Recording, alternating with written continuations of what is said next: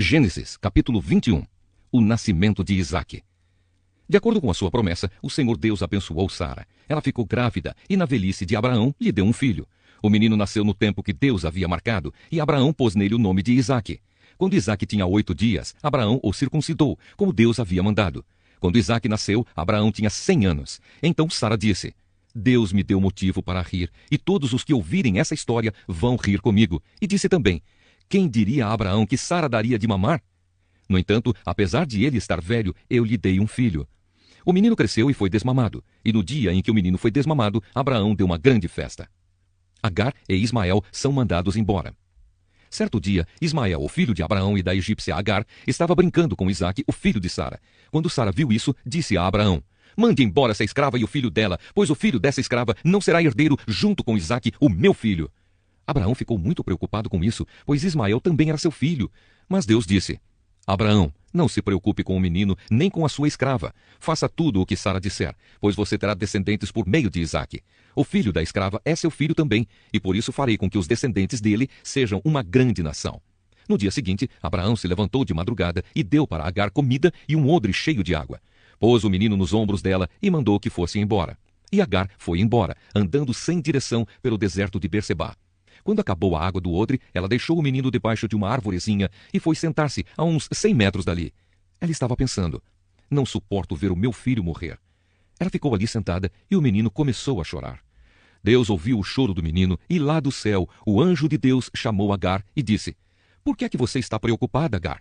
Não tenha medo, pois Deus ouviu o choro do menino aí onde ele está. Vamos, levante o menino e pegue-o pela mão. Eu farei dos seus descendentes uma grande nação.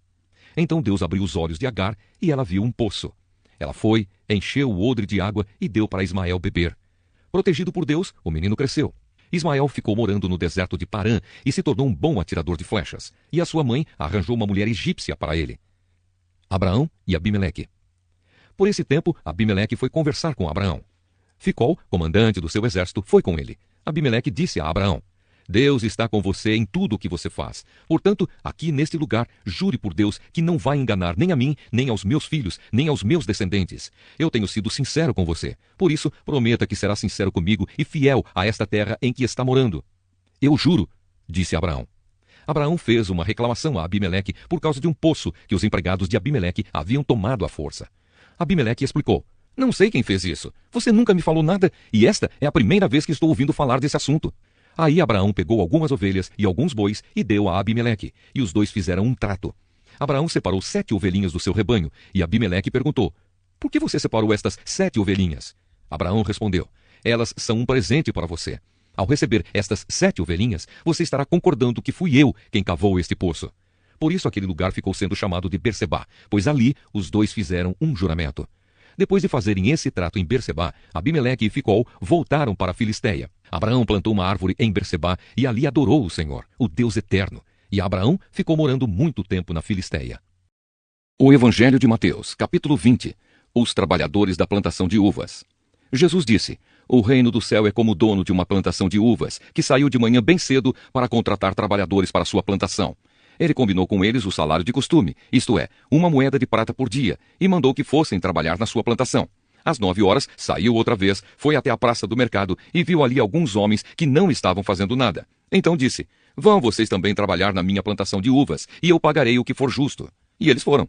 Ao meio-dia e às 3 horas da tarde, o dono da plantação fez a mesma coisa com outros trabalhadores. Eram quase 5 horas da tarde quando ele voltou à praça, viu outros homens que ainda estavam ali e perguntou: por que é que vocês estão o dia todo aqui sem fazer nada?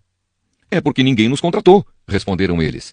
Então ele disse: vão vocês também trabalhar na minha plantação. No fim do dia, ele disse ao administrador: chame os trabalhadores e faça o pagamento, começando com os que foram contratados por último e terminando pelos primeiros. Os homens que começaram a trabalhar às 5 horas da tarde receberam 1 moeda de prata cada um. Então os primeiros que tinham sido contratados pensaram que iam receber mais. Porém, eles também receberam 1 moeda de prata cada um. Pegaram o dinheiro e começaram a resmungar contra o patrão, dizendo: estes homens que foram contratados por último trabalharam somente 1 hora, mas nós aguentamos o dia todo debaixo deste sol quente. No entanto, o pagamento deles foi igual ao nosso. Aí o dono disse a um deles: escute, amigo, eu não fui injusto com você. Você não concordou em trabalhar o dia todo por 1 moeda de prata? Pegue o seu pagamento e vá embora. Pois eu quero dar a este homem, que foi contratado por último, o mesmo que dei a você. Por acaso não tenho o direito de fazer o que quero com o meu próprio dinheiro? Ou você está com inveja somente porque fui bom para ele? E Jesus terminou dizendo: assim, aqueles que são os primeiros serão os últimos, e os últimos serão os primeiros. Jesus anuncia outra vez a sua morte e a sua ressurreição. Quando Jesus estava subindo para Jerusalém, chamou os discípulos para um lado e falou com eles em particular, enquanto caminhavam. Ele disse: escutem, nós estamos indo para Jerusalém, onde o Filho do Homem será entregue aos chefes dos sacerdotes e aos mestres da lei. Eles o condenarão à morte e o entregarão aos não-judeus. Estes vão zombar dele, bater nele e crucificá-lo. Mas no terceiro dia ele será ressuscitado. O pedido de uma mãe. Então a mãe dos filhos de Zebedeu chegou com os seus filhos perto de Jesus, curvou-se e pediu a ele um favor. O que é que você quer? Perguntou Jesus. Ela respondeu: prometa que, quando o Senhor se tornar rei, estes meus 2 filhos sentarão à sua direita e à sua esquerda. Jesus disse aos 2 filhos dela: vocês não sabem o que estão pedindo. Por acaso vocês podem beber o cálice que eu vou beber? Podemos, responderam eles. Então Jesus disse: de fato, vocês beberão o cálice que eu vou beber, mas eu não tenho o direito de escolher quem vai sentar à minha direita e à minha esquerda, pois foi o meu Pai quem preparou esses lugares, e ele os dará a quem quiser. Quando os outros 10 discípulos ouviram isso, ficaram zangados com os 2 irmãos. Então Jesus chamou todos para perto de si e disse: como vocês sabem, os governadores dos povos pagãos têm autoridade sobre eles, e os poderosos mandam neles. Mas entre vocês não pode ser assim. Pelo contrário, quem quiser ser importante, que sirva aos outros. E quem quiser ser o primeiro, que seja o escravo de vocês. Porque até o Filho do Homem não veio para ser servido, mas para servir e dar a sua vida para salvar muita gente. Jesus cura 2 cegos. Quando Jesus e os discípulos estavam saindo de Jericó, uma grande multidão seguia Jesus. 2 cegos, sentados na beira do caminho, ouviram alguém dizer que ele estava passando e começaram a gritar: Senhor, filho de Davi, tenha pena de nós! A multidão os repreendeu e mandou que calassem a boca, mas eles gritaram ainda mais: Senhor, filho de Davi, tenha pena de nós! Então Jesus parou, chamou os cegos e perguntou: o que é que vocês querem que eu faça? Senhor, queremos poder enxergar, responderam eles. Jesus teve pena dos cegos e tocou nos olhos deles. No mesmo instante, eles puderam ver e então seguiram Jesus. Neemias, capítulo 10.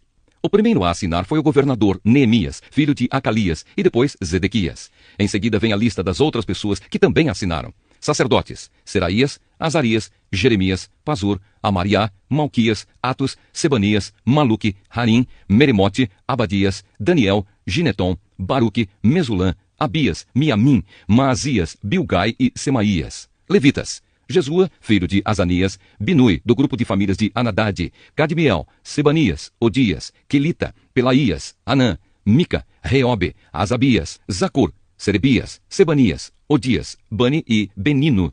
Líderes do povo: Parós, Paat-Moabe, Elão, Zato, Bani, Buni, Asgade, Bebai, Adonias, Bigvai, Adim, Ater, Ezequias, Azur, Odias, Razum, Bezai, Harife, Anatote, Nobai, Magpias, Mesulã, Ezir, Messesabel, Zadok, Jadua, Pelatias, Anã, Anaías, Oséias, Ananias, Assub, Haloés, Pileá, Zobeque, Reum, Hassabna, Maazéias, Aías, Anã, Anã, Maluque, Arim e Baaná. O acordo. Nós, o povo de Israel, os sacerdotes, os levitas, os guardas do templo, os servidores do templo, os cantores do templo e todos os outros que, obedecendo à lei de Deus, se conservaram separados dos estrangeiros que vivem na nossa terra, nós, junto com as nossas esposas e todos os nossos filhos que já têm idade para entender, fazemos por meio deste acordo, junto com as nossas autoridades, a seguinte promessa: nós viveremos de acordo com a lei de Deus que ele nos deu por meio do seu servo Moisés. Obedeceremos a tudo que o Senhor nosso Deus nos manda e cumpriremos todas as suas leis e mandamentos. Se quebrarmos esta promessa, seremos amaldiçoados. Nós não daremos as nossas filhas para casarem com os estrangeiros que vivem na nossa terra, nem escolheremos as filhas deles para casarem com os nossos filhos. Se estrangeiros trouxerem trigo ou qualquer outra coisa para nos vender no sábado ou em qualquer outro dia santo, nós não compraremos. Todo o 7º ano não colheremos o que a terra produzir e perdoaremos todas as dívidas. Cada um de nós contribuirá todos os anos com 4 gramas de prata para ajudar a pagar as despesas do templo. Para o serviço de adoração no templo, daremos o seguinte: os pães que serão oferecidos a Deus, a oferta diária de trigo e de cevada, os animais que serão completamente queimados todos os dias como sacrifícios, as ofertas sagradas para os sábados, para as festas da lua nova e para as outras festas, as outras ofertas sagradas, as ofertas para tirar os pecados do povo de Israel e qualquer outra coisa que for necessária para o templo. Todos os anos, nós, o povo, os sacerdotes e os levitas, tiraremos sorte para saber quais os grupos de famílias que terão de fornecer a lenha para queimar no templo os sacrifícios que serão oferecidos ao Senhor, nosso Deus, de acordo com o que a lei manda. Todos os anos traremos ao templo uma oferta do primeiro trigo e da primeira cevada que colhermos e das primeiras frutas colhidas das nossas árvores. Traremos o primeiro filho de cada família ao templo, para que ali os sacerdotes o dediquem a Deus, como a lei manda. Também ofereceremos a Deus o primeiro bezerro que as nossas vacas tiverem, e o primeiro carneiro e o primeiro cabrito que as nossas ovelhas e cabras tiverem. Nós traremos aos sacerdotes no templo a massa de pão feita com o primeiro trigo colhido cada ano, e daremos as nossas outras ofertas de vinho, de azeite e de todos os tipos de frutas. Entregaremos aos levitas a 10ª parte das nossas colheitas, pois são eles que recebem essa 10ª parte das cidades em que há plantações. Um sacerdote descendente de Arão deverá estar junto com esses levitas que recolhem a 10ª parte das colheitas. E a 10ª parte de todas as 10º partes que forem recolhidas deverá ser levada pelos levitas para os depósitos do templo, a fim de ser usada no templo.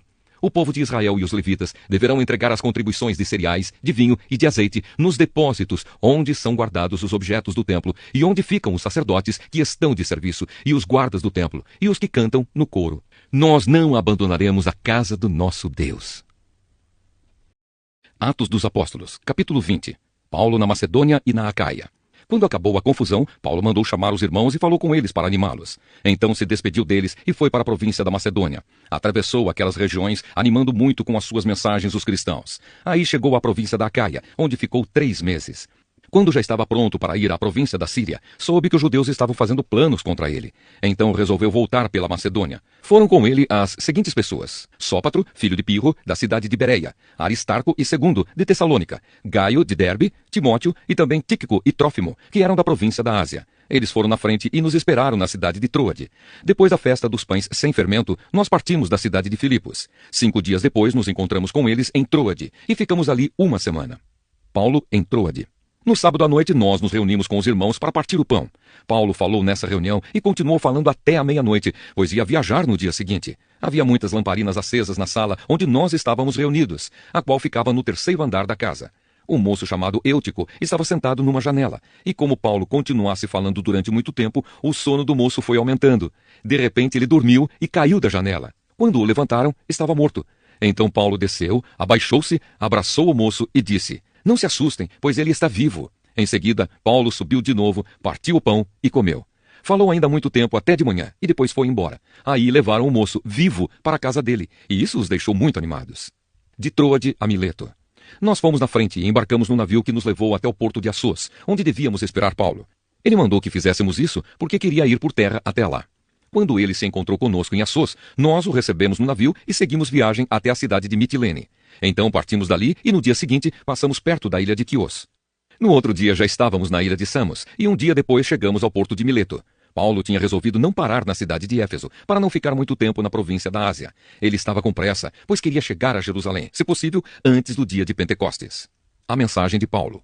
Em Mileto, Paulo mandou chamar os presbíteros da igreja de Éfeso, para se encontrarem com ele. Quando eles chegaram, Paulo disse: "Vocês sabem como foi que passei todo o tempo que estivemos juntos, desde o primeiro dia em que cheguei à província da Ásia. Fiz o meu trabalho como servo do Senhor, com toda a humildade e com lágrimas. E isso apesar dos tempos difíceis que tive, por causa dos judeus que se juntavam contra mim. Vocês também sabem que fiz tudo para ajudar vocês, anunciando o evangelho e ensinando publicamente e nas casas. Eu disse com firmeza aos judeus e aos não-judeus que eles deviam se arrepender dos seus pecados, voltar para Deus e crer no nosso Senhor Jesus. Agora eu vou para Jerusalém, obedecendo ao Espírito Santo, sem saber o que vai me acontecer lá. Sei somente que em todas as cidades o Espírito Santo tem me avisado que prisões e sofrimentos estão me esperando. Mas eu não dou valor à minha própria vida. O importante é que eu complete a minha missão e termine o trabalho que o Senhor Jesus me deu para fazer. E a missão é esta: anunciar a boa notícia da graça de Deus. Eu tenho estado entre vocês anunciando o reino de Deus, e agora sei que vocês não vão me ver mais. Por isso, com toda certeza, eu afirmo hoje que, se algum de vocês se perder, eu não sou o responsável, pois não deixei de lhes anunciar todo o plano de Deus. Cuidem de vocês mesmos e de todo o rebanho que o Espírito Santo entregou aos seus cuidados, como pastores da Igreja de Deus, que ele comprou por meio do sangue do seu próprio Filho. Pois eu sei que depois que eu for, aparecerão lobos ferozes no meio de vocês, e eles não terão pena do rebanho. E chegará o tempo em que alguns de vocês contarão mentiras, procurando levar os irmãos para o seu lado. Portanto, fiquem vigiando e lembrem que durante 3 anos, de dia e de noite, eu, chorando, não parei de ensinar cada um de vocês. E agora eu os entrego aos cuidados de Deus e da palavra da sua graça, pois ele pode ajudá-los a progredir espiritualmente e pode dar-lhes as bênçãos que guarda para todo o seu povo. Não cobicei nem a prata, nem o ouro, nem as roupas de ninguém. Pelo contrário, vocês sabem que eu trabalhei com as minhas próprias mãos e consegui tudo o que eu e os meus companheiros de trabalho precisávamos. Em tudo tenho mostrado a vocês que é trabalhando assim que podemos ajudar os necessitados. Lembrem das palavras do Senhor Jesus. É mais feliz quem dá do que quem recebe. Quando Paulo acabou de falar, ajoelhou-se com os irmãos e orou. Então todos choraram muito e abraçaram e beijaram Paulo. Estavam tristes, especialmente porque ele lhes tinha dito que nunca mais iam vê-lo. Então eles o acompanharam até o navio.